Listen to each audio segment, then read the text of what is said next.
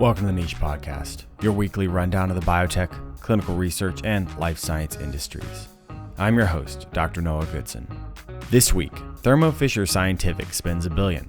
Boston Scientific also spends $1 billion and gets FDA approval.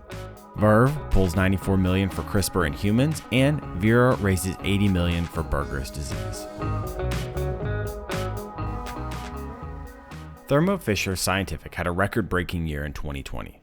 While there was a slight sales slump in certain research sectors in Q2, the back half of the year provided enormous income.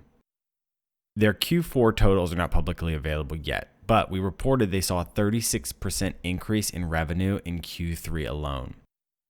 Driving these profits are a combination of normal research demand and a surge from COVID-19.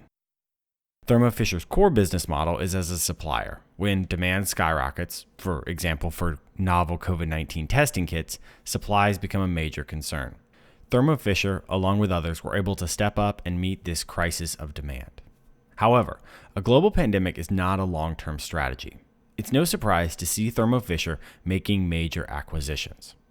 First, they acquired Novocep's viral vector manufacturing business for $880 million. Based in Belgium, Novocep has quietly built a substantial viral vector manufacturing business with an estimated $95 million in revenue in 2020. Their facilities provide Thermo Fisher access to European manufacturing and should pair well with existing product lines, as well as give them expanded contract manufacturing capabilities. It's not clear if Thermo Fisher is planning on expanding their contract development, contract manufacturing services, or if they're going to utilize Novocep's facilities to supplement direct supply sales and product development. Hard to imagine buying a 20-year-old, almost $100 million business without a vision to incorporate it into larger offerings. While Novocep may be in line with a long-term strategy, the acquisition of Mesa Biotech for $450 million in cash plus $100 million in milestones is a clear COVID-19 related move.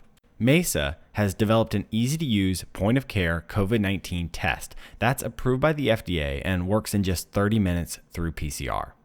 Its simple function and rapid response make it very scalable for COVID-19 diagnostics.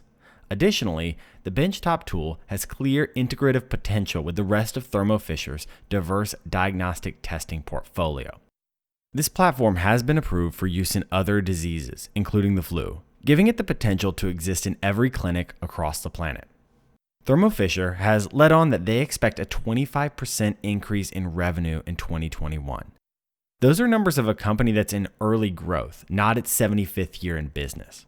However, with a lockdown on wide swaths of the scientific supply market, expanded access to the downstream needs of researchers, and 20 million COVID-19 kits being manufactured weekly, I think we can expect Thermo Fisher to carry through on its goals.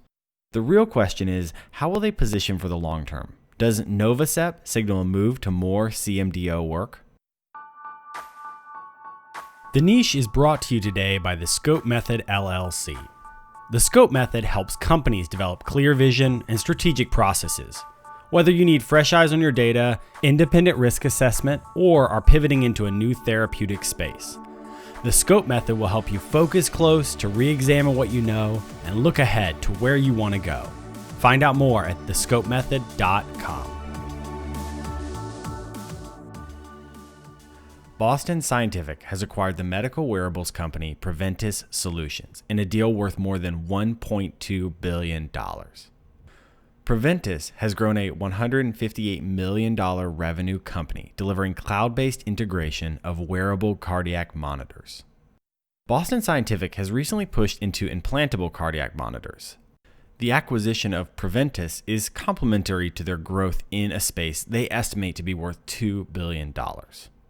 Along with FDA-approved devices, Boston Scientific gets the algorithms and programs that underpin these cardiac systems, including Beat Logic, which is a deep learning AI designed to interpret heart rhythm variations. In the short run, they'll likely continue to push sales of the existing Preventice technologies.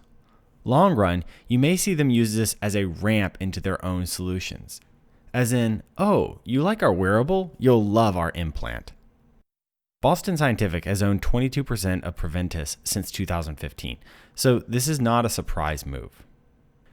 In other Boston Scientific news, the FDA has granted approval to their Vercis Genus Deep Brain Stimulation System, DBS. The latest iteration of their Parkinson's implant provides DBS with directionality to give peak performance. The device boasts a 15-year battery life, which is amazing, but keep in mind changing the battery requires a meeting in the surgery suite. Probably the biggest performance move is the ability to place the stimulators with directionality to control stimulation dosing and improve outcomes for the patient. While DBS does not treat the underlying disease state, it can offer massive relief for certain patients and dramatically improve their long-term quality of life living with Parkinson's. There were a number of funding rounds announced last week. Two quick ones. Verve Therapeutics raised a $94 million Series B. The gene editing company is focused on heart disease via the liver using a form of CRISPR technology. Their non-human primate data suggests they can use a single dose of gene editing to change a single A to a G, resulting in decreased production of a certain protein. The net result is lower LDL cholesterol. They're not projecting clinical trials till 2022. I'd guess there is some significant refinement of their protocols before it's ready for the limelight. Vera Therapeutics has raised an $80 million Series B for the clinical development of entacicept. They're under license from Merck to develop entacicept for all indications globally. Their first target is the autoimmune condition IgA nephropathy, also called Berger's disease. The first round of clinical trials showed that entacicept is generally safe, has a strong dose-response curve with clinical markers, and looks like it'll reduce certain kinds of autoantibodies. This funding round will get Vera into a phase 2 clinical trial for IgA nephropathy in the middle of 2021. Quick programming note before I go. Throughout 2021, we're going to be dropping interviews with industry experts. Rather than take over your weekly news summary, we'll be giving you these episodes as bonuses once a month. Later this week, we'll release an interview with John Reitz, the founder and CEO at Thread Research.